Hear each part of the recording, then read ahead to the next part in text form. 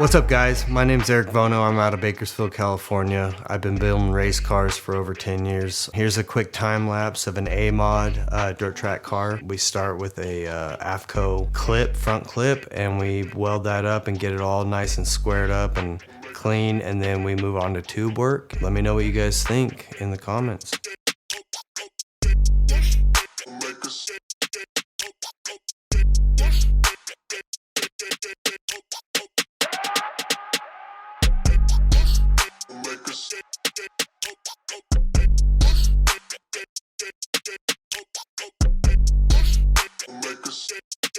Hey, can you guys just please stop subscribing to all my stuff? I can't deal with all the messages. Look, I'm too rich. Just stop. I appreciate negative feedback, so anything you guys have to say that is raunchy and gnarly, please leave it in the comments.